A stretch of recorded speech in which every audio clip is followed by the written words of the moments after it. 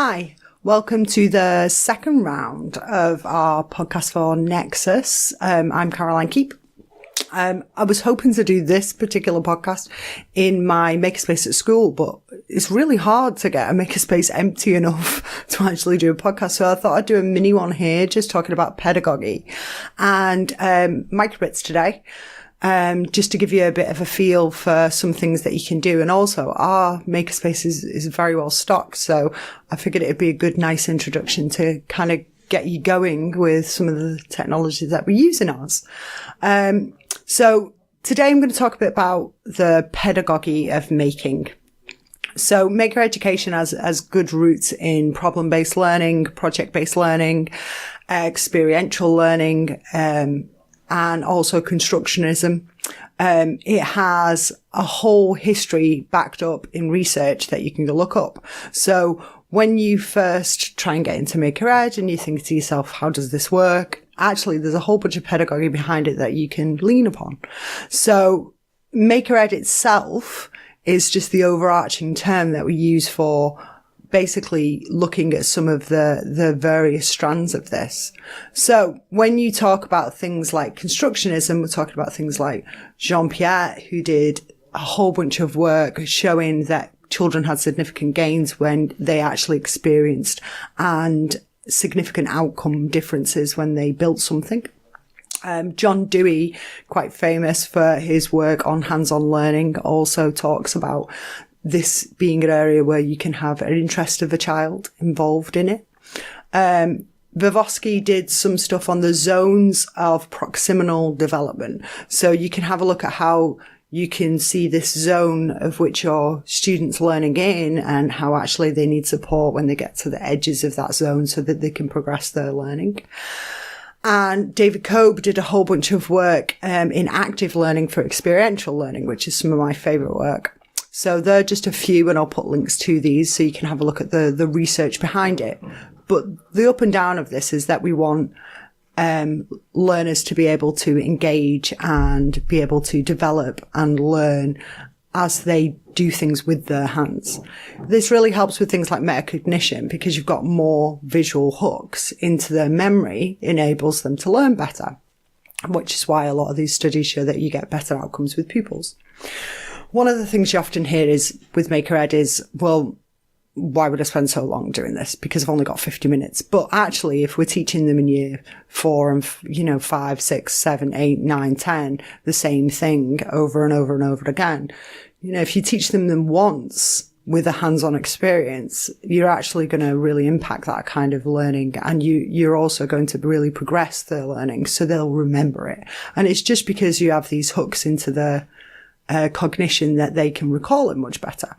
So having that personal experience of being able to build something or create something helps them really with that understanding later on, which as teachers we all intuitively know. Anybody who's been teaching will know that if you give a kid something that's an experience, an experiment, they'll be able to remember it much, much clearer. There are just a few bits for the pedagogy. There is also a very much a culture of making. So the maker movement has a very big culture associated with it. Most of it's open source culture. Lots of maker spaces have an open source community sort of feel to them. And over the series of the next podcast, what I wanted to do as well was give you a range of experience of the culture of it and some of the communities that are involved in making. So no makerspace is kind of a sole entity. Quite often they are linked to other makerspaces and makers work with other makers. So we've got our lineup from heaven on our podcast series here. So the next couple, we're going to be talking to people like Create Education, who are specialists in 3D printing, people at Kitronics, people at Pi Moroni, people at Raspberry Pi, Pete Lomas, the co-creator. And we're going to be talking to educators as well, who actually implement this. So people like Donna Rawlin has got a primary makerspace, so we're going to go visit that. And people like Pat Link, who are also maker education specialists. We've also got Dawn Hewitson and Carl Simmons from Edge Hill, both brilliant with pedagogy and maker educators. So I'm going to do a bit of a tour where I kind of go around and talk to everybody and we kind of get a bit of a feel for how the community's there to enable you to do this. It can feel quite isolated when you first start doing making, especially as a teacher in a school, especially if you're the techier of the teachers, or if you just first start getting into it, because quite often you feel like you're the only one really grasping this. So having a community when you first start getting going is really crucial, just to make sure that if you want a hand, or if you didn't quite understand this bit, then you can just tap people up. Quite a lot of people are on Twitter. So I also thought I'd have a quick chat today about useful bits of kit. So I figured I'd start with something really simplistic, just because I'm trying to encourage all teachers to kind of adopt this. So this isn't something that is just computing. It is something that can be used in every lesson, in every subject, across the range, like we use it out in industry. So one of the things I thought I'd talk to you about today is this. Yeah, these Microbits. I know you've all got them in your school somewhere. They are hidden in a cupboard, or they're being used by computing, and they're around somewhere, these little things here. So Microbits are really useful. It's one of the things that I build on a regular basis. They're really, really good for things like building robotics and various other things you can do with them, making things light up, making things move, sensing. And if you look on them, you've kind of got the little holes there that you can tap across. If you want some lessons on these, then some of the best lessons come from Code Club. If you go check out Code Club's website and Microbits' website itself, both of them have got endless resources on lessons on these, really well put together. So you can crocodile clip out to kind of hook up electronics. But one of the most useful bits of kit is actually this. So this is called a breakout board. It's called a Edge Connect board, and you can get these from Kitronics. So Kitronics do these that are about £5, and basically you just connected your microbit to your breakout board. This allows you to access what's called the GPIO pins, general purpose input output pins, or for the non-techie, the things that we want to hook up to each other, devices. It allows you to access them a bit more clearly. So I'll just bring that in a bit closer for you there so you can see. So the minute you've got this access, what you can do is you can start taking things like this, a jumper cable, which is cheap as chips, and start hooking it in. And then once you've got these hooked in, then you can start connecting them up.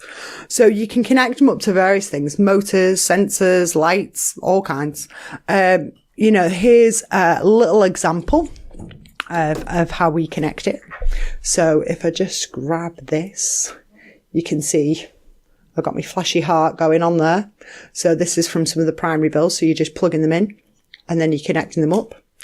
But once you start getting them connected, you realize very, very quickly that you can actually do some really amazing stuff with these.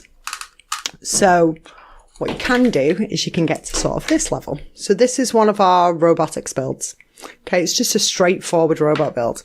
And I'm going to be putting this out when I've perfected the instructions in the next week or so. And it's basically just a very, very straightforward 2 wheels, 1 motor.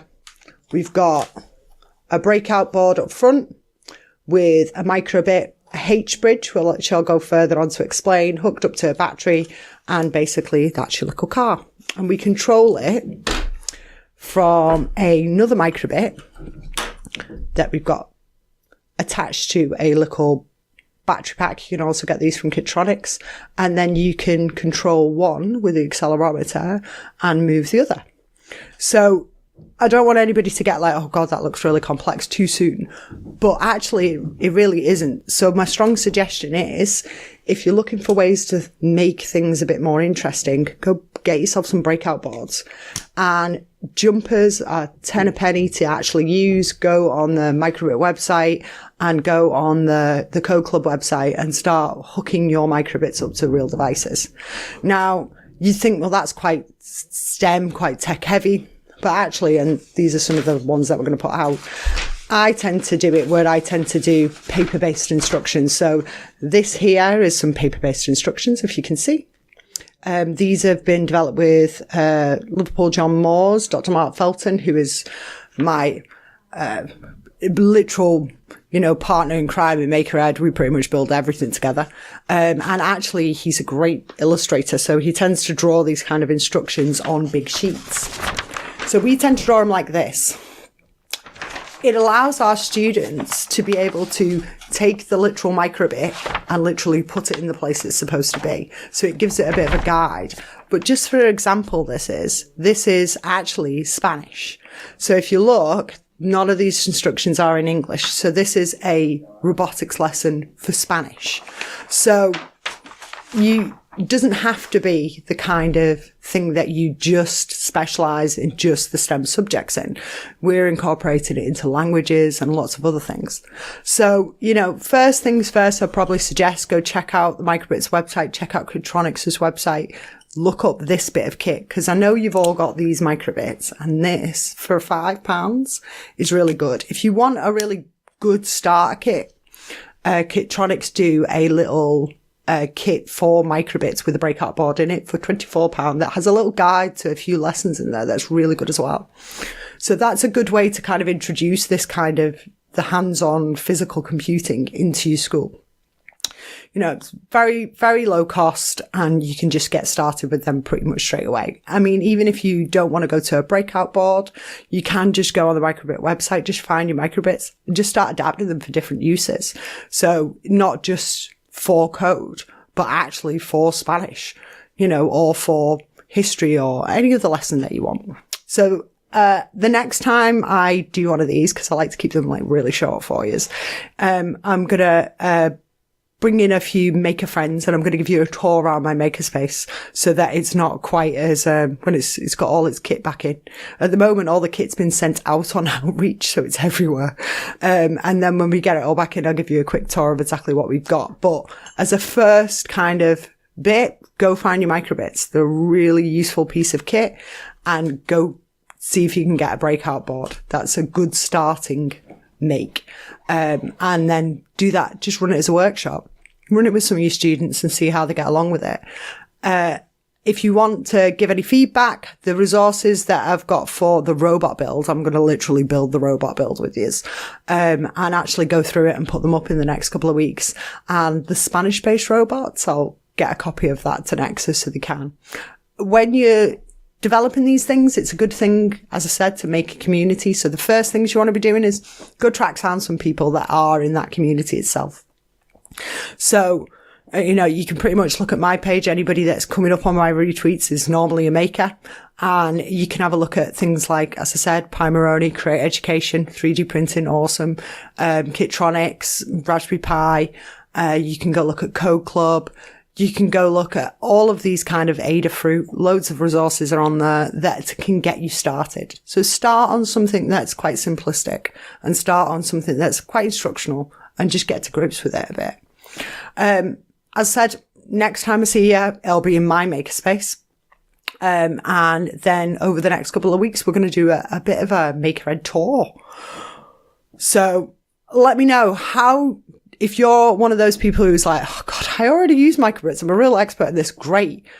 Tell us, what's your favorite build on a Microbit? What do you really love about Microbits?